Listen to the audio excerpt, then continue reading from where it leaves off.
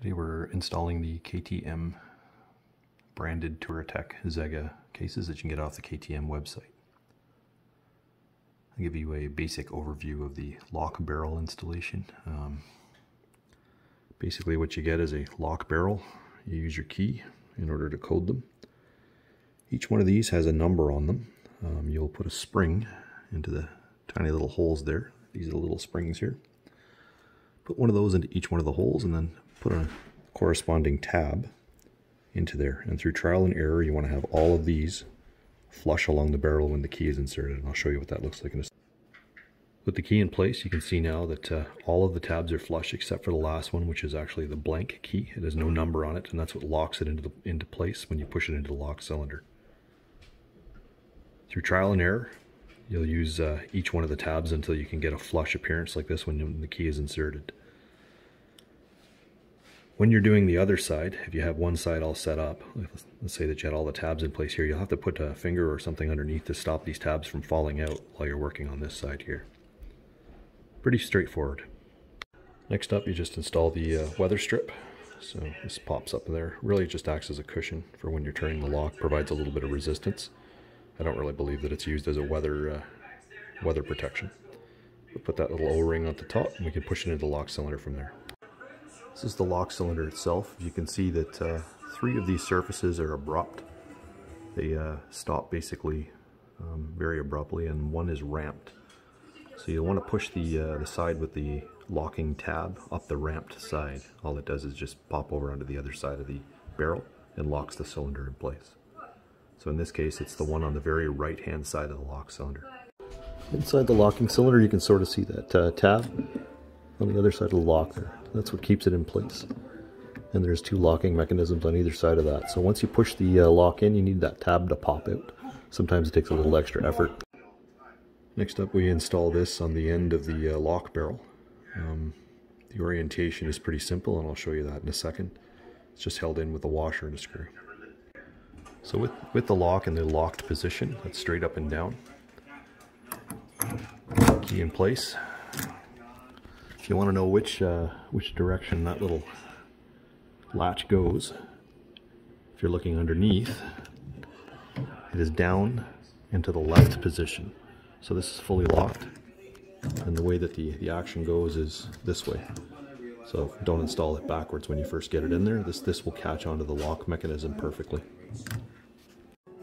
With the actual case lock, the process is identical. It's the same key settings, obviously. You're using the same key to do it, except for this one here, it's not a latching mechanism the same way as the other one. So with it in the closed position, it's just coming to here. So when you install it, you want to just install it in this direction so that it swings that way. But it's identical to the other way. I found that installing this particular latch mechanism there, getting the barrel in, required a little bit more force. I used a pair of pliers and a rag. Just applied a little bit more force to get that tab sprung. Once the tab's sprung and in place, it's good to go. So this is the installation on the bike of the case carrier. So as you can see, we have everything basically just bolted in. There's nothing really all that special about installing this particular case carrier. The original piece that was here, it's just these 3 bolts to remove. Really simple and straightforward. And then you've got the front end of that case carrier that comes with the original bags. Once you remove those, you basically just bolt this into place.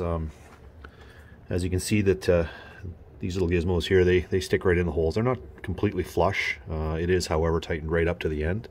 Even though it looks a little uneven there, it's definitely towards the end. Rock solid. You could pick up the bike with that. As you move towards the rear, you have a crossbar that comes across. For mine, I didn't need to worry about the number plate. This just fit right underneath the factory number plate. This is a North American model, Canada.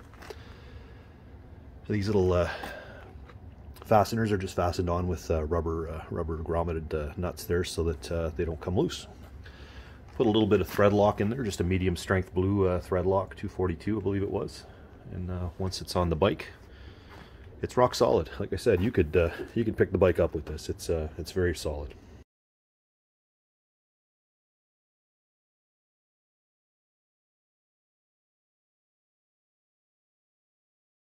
Once your lock cylinders are mounted, your case carrier is mounted. Mounting the cases onto the carrier is not all that difficult. You just need to hook up those two silver brackets, line up that side grommet, push it into place. Once that's clicked down, just give it a little bit of a push and turn the key. Locked in place. This is a 2020 SAS Super Adventure. KTM's nicest bike as far as I'm concerned. Mine, of course, is suitably filthy. Not a garage princess by any stretch of the imagination.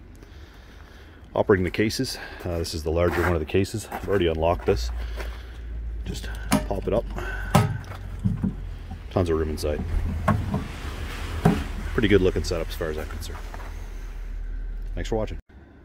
Just wanted to give a little shouts out to my parts supplier, KTM Parts Canada. No, they are not paying me to do that.